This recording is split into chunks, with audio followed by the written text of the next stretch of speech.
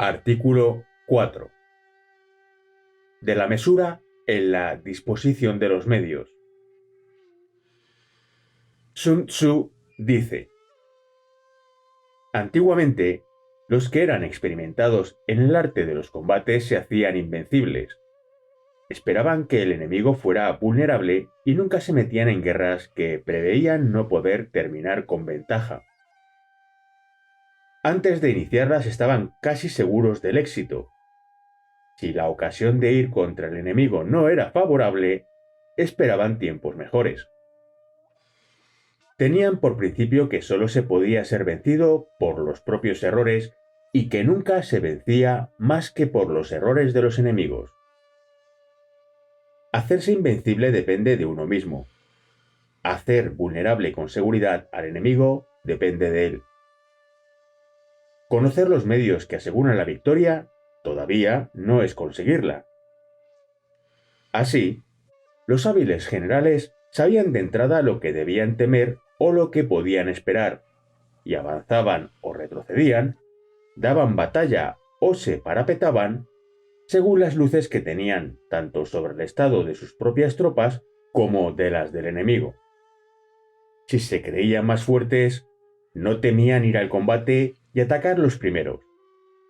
Si veían, al contrario, que eran más débiles, se parapetaban y se mantenían a la defensiva. La invencibilidad se encuentra en la defensa, la posibilidad de victoria en el ataque. El que se defiende muestra que su fuerza es inadecuada, el que ataca que es abundante. El arte de mantenerse oportunamente a la defensiva no es inferior al de combatir con éxito. Los expertos en defensa deben hundirse hasta el centro de la tierra. Los que, por el contrario, quieren brillar en el ataque deben elevarse hasta el noveno cielo. Para defenderse del enemigo hay que estar escondido en el seno de la tierra, como esas venas de agua cuya fuente se desconoce y cuyos senderos no pueden encontrarse. Así es como esconderás todas tus acciones y cómo serás impenetrable.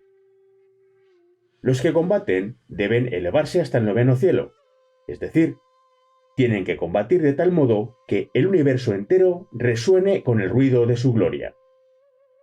La propia conservación es el objetivo principal que hay que proponerse en los dos casos. Conocer el arte de vencer, como los que han realizado esta misma carrera con honor, es precisamente aquello a lo que debes tender.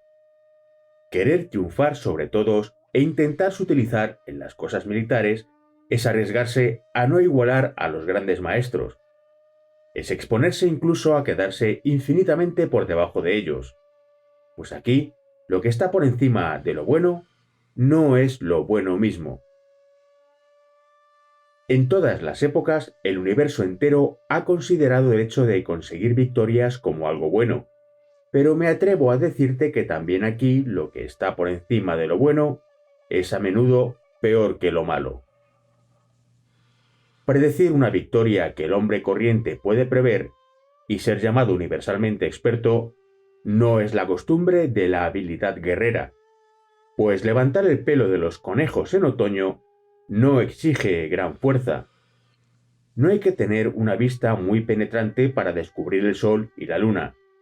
No hay que tener el oído muy delicado para oír el trueno cuando retumba con estruendo. Nada más natural, nada más fácil, nada más sencillo que todo esto. Los hábiles guerreros no encuentran más dificultades en los combates. Procuran ganar la batalla después de haber creado las condiciones apropiadas. Lo han previsto todo. Se han prevenido contra toda eventualidad.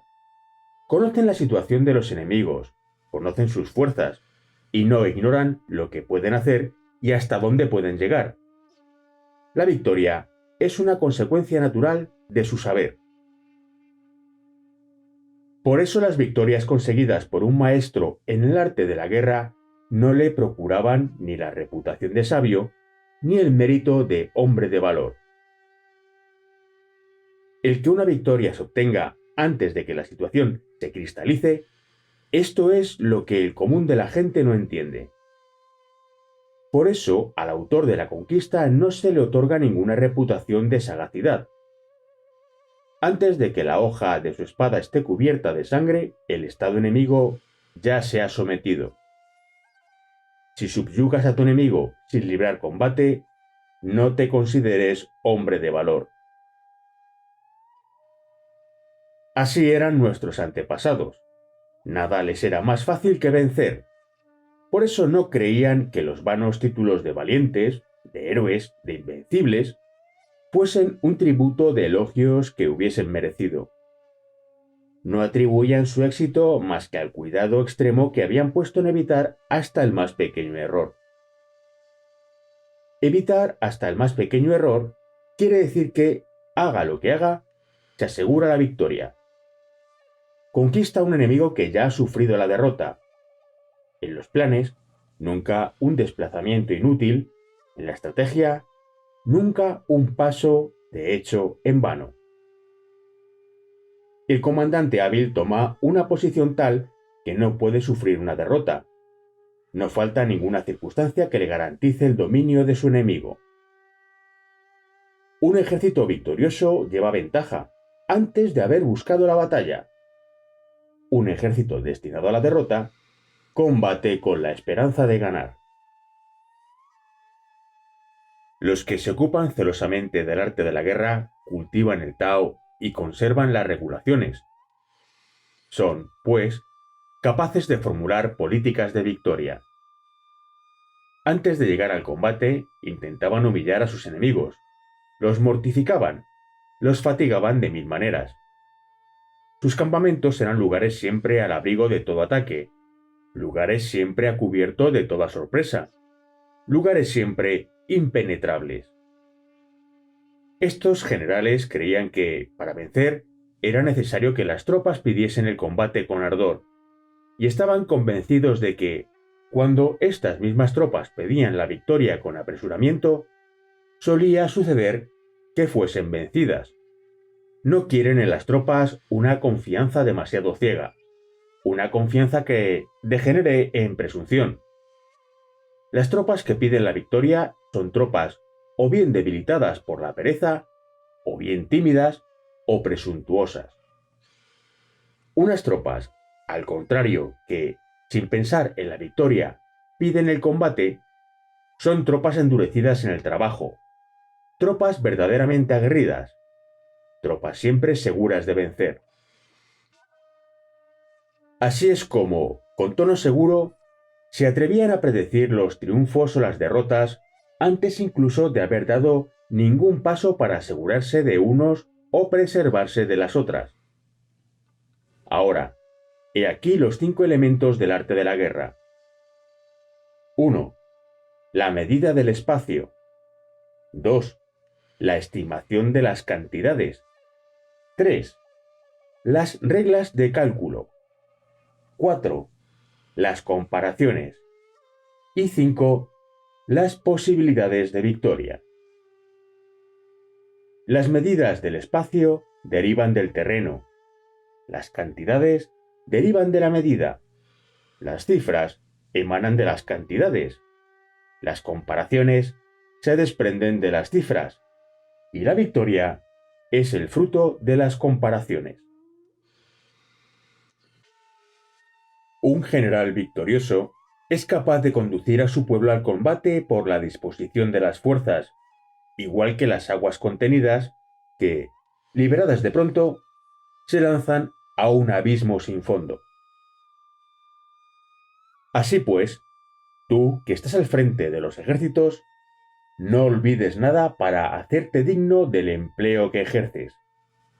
Fíjate en las medidas que contienen las cantidades y en las que determinan las dimensiones. Acuérdate de las reglas de cálculo. Considera los efectos de la balanza. La victoria no es más que el fruto de un cálculo exacto. Las consideraciones sobre las diferentes medidas te conducirán al conocimiento de lo que la tierra puede ofrecer de útil para ti. Sabrás lo que produce y siempre obtendrás provecho de sus dones. No ignorarás los diferentes caminos que habrá que seguir para llegar con seguridad al término que te habrás propuesto. Mediante el cálculo, estimas si el enemigo puede ser atacado, y solo después de esto se puede movilizar a la población y reclutar a las tropas. Aprende a distribuir siempre oportunamente las municiones de guerra y las provisiones de boca, a no caer nunca en los excesos del demasiado o del demasiado poco. Finalmente, si recuerdas las victorias que se han obtenido en distintas épocas y todas las circunstancias que las han acompañado, no ignorarás los diversos usos que se habrá hecho de ellas, y sabrás cuáles son las ventajas que han procurado o cuáles son los perjuicios que han causado a los propios vencedores. Un I supera a un chu. Nota: si un I pesa alrededor de 700 gramos, un chu no pesa ni siquiera un gramo. En los platillos de una balanza, el I arrastra al chu. Sé para tus enemigos lo que el I es al chu. Después de conseguir una primera ventaja, no te vayas a dormir ni quieras dar a tus tropas un descanso inoportuno. Lanza hacia adelante la vanguardia de tu ejército con la misma rapidez que un torrente que se precipitará desde una altura de 1000 toesas. Que tu enemigo no tenga tiempo de orientarse, y no pienses en recoger los frutos de tu victoria más que cuando su derrota completa te haya puesto en situación de hacerlo con seguridad, con tiempo y con tranquilidad.